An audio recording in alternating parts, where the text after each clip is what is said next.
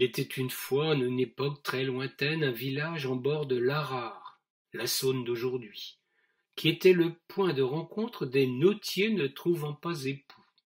Durant une semaine, on y célébrait Bélénus, dans des fêtes licencieuses à plaisir. Les druides allaient cueillir le gui dans Sénès, le chêne vénérable au sommet du mont Ignis, la montagne de feu. C'était encore l'occasion de pratiquer un grand rassemblement de bateaux, tous alignés sur la rive. Chaque embarcation disposait sur un pont d'un abri de fortune ou d'une cabane ou bien d'un refuge plus confortable, pour célébrer le rituel des notiers à unir. Les bêcheurs et les bêcheuses, ceux qui allaient sur l'eau, espéraient trouver un cœur à prendre. Les femmes à épouser attendaient la nuit tombante dans le secret d'un nid pas toujours très douillet. Qu'un homme vint à leur rencontre, il s'insinuait subrepticement sur le pont, puis tentait de se faire apprécier de la dame par de tendres baisers et des caresses secrètes. Si l'union consommée dans l'obscurité satisfaisait les deux amants, au petit matin, le jour se levait sur un couple qui allait être marié sans plus attendre dans le temple de Bélénus.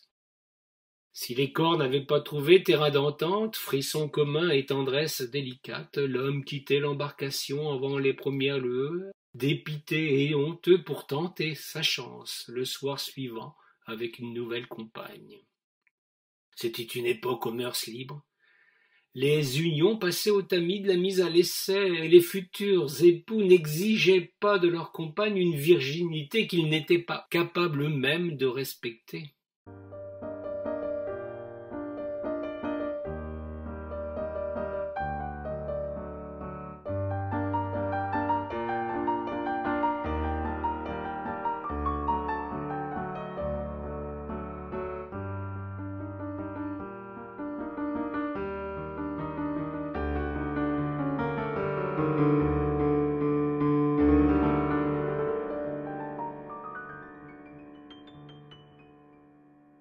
Cette étrange coutume, au bon plaisir des flots de la Saône, amusait les gens du pays qui d'ailleurs prenaient un malin plaisir à se promener celui-là en bord de rivière pour écouter, l'oreille aux aguets, les murmures et les soupirs que provoquaient délicieux clapots.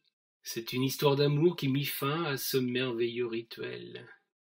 La marinière s'appelait Sirona, elle était belle à vous damner, mais se montrait exigeante pour la célébration de la chair.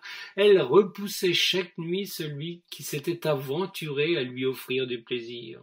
Elle reprochait toujours à ses prétendants un peu rustres des manières vulgaires, l'absence de délicatesse et un empressement si fréquent que la dame, le plus souvent, restait sur le quai plutôt qu'elle ne montait à la vergue. Pendant les premières années, nombreux étaient ceux qui tentèrent de la satisfaire.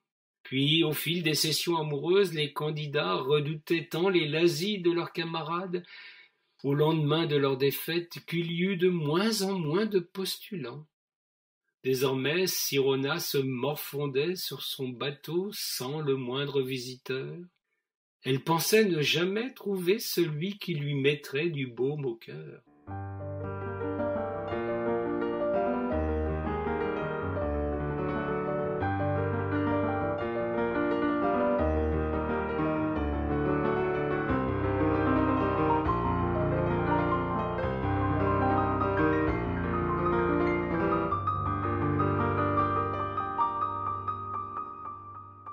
Une nuit obscure, un homme monta sur le pont. Il frappa à la porte de sa cabane. Sirona l'invita à entrer. Ce qui se passa alors, nul ne le saura jamais. Ceux qui entendirent leur mélodie d'amour en gardèrent longtemps un souvenir ému.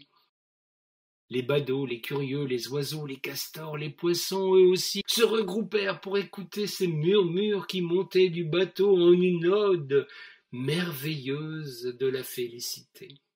Pourtant, avant que le jour ne pointe, Sirona se retrouva seule. Son visiteur, au terme d'une extraordinaire nuit agitée, était parti sans demander la main de celle qui lui avait donné les plus belles émotions de sa vie.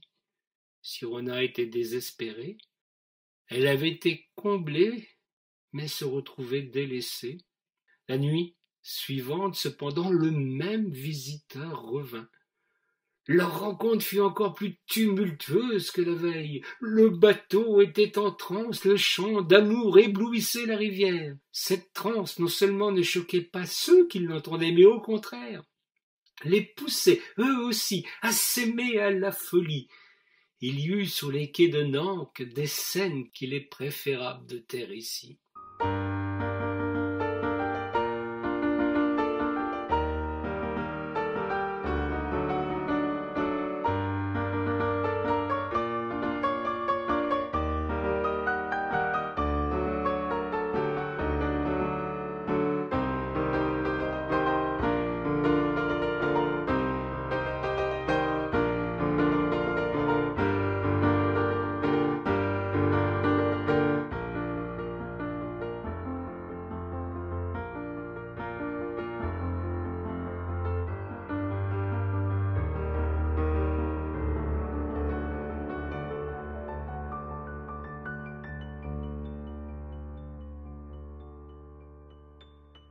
Une nouvelle fois, avant les premières lueurs, le mystérieux visiteur était parti. Sirona, tout à son désespoir, voulait découvrir qui était ce merveilleux amant, ce tendre visiteur si attentif, si précautionneux, si inventif dans ses assauts, si enflammé dans ses abandons. La dame s'interrogeait sur les raisons de sa fuite, et il lui fallait le percer au grand jour.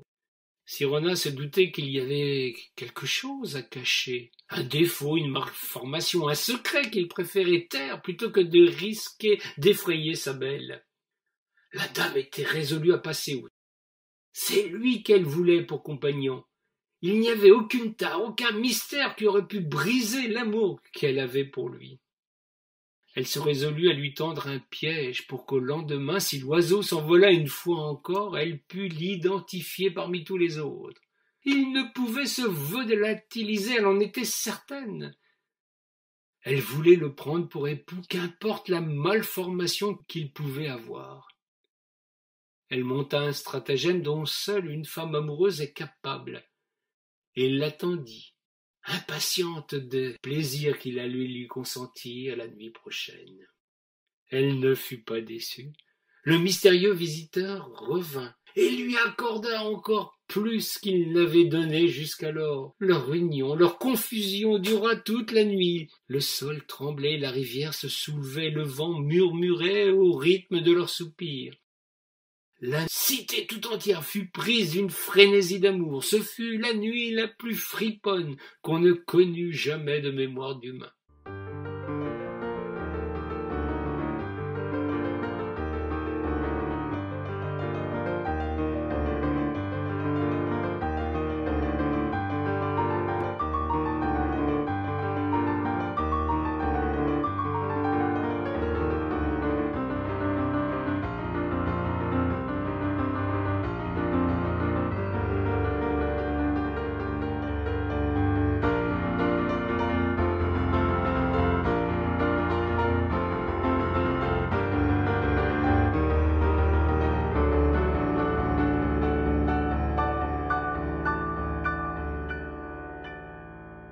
Au petit matin, le galant magnifique était une fois encore parti sans demander son reste. Le jour se leva et bien vite Sirona se mit à sa recherche. Elle avait badigeonné ses mains et tout son corps de poudre d'aîné. En voyant sur le quai un garçon au visage marqué de taches brunes, elle poussa un cri de surprise. Et cette fois, l'histoire tourna à la tragédie. Son amant n'était autre que son jeune frère, Bélène. Celui-ci, en voyant tous les regards converger vers lui, comprit que sa sœur, qu'il chérissait tant, avait déjoué son stratagème. Tous deux avaient bravé l'interdit, le tabou absolu. Leur union était non seulement impossible, mais elle offensait la morale. C'était une époque où il y avait encore des mages capables, par quelque sortilège, d'apporter une réponse aux situations les plus inextricables. Merlin vint vers eux, les prit à part pour leur expliquer le poids de leur faute. Si Sirona était consciente de ce qu'elle avait commis, Bélème, en son jeune âge, eut bien du mal à admettre sa forfaiture. Merlin, pour le salut de toute la tribu, mais aussi pour préserver l'équilibre des règles qui régissent l'union des hommes et des femmes, prévint Sirona et Bélem qu'il lui fallait les punir. Il ne pouvait en être autrement, la sentence serait terrible, irrémédiable. Elle devait servir de leçon pour tous les autres. Sirona et Bélem étaient condamnés. Merlin, en grand mage qu'il était, fit des merveilles. Sa punition devait enseigner le peuple tout entier, porter en elle une bonne pédagogie simple et lisible pour que le message à jamais reste dans les esprits. L'interdit de l'inceste entre frères et sœurs était une règle incontournable. Il fit des incantations magiques, des prières étranges. Il passa sur les corps des deux malheureux d'étranges poudres et de mystérieux onguents.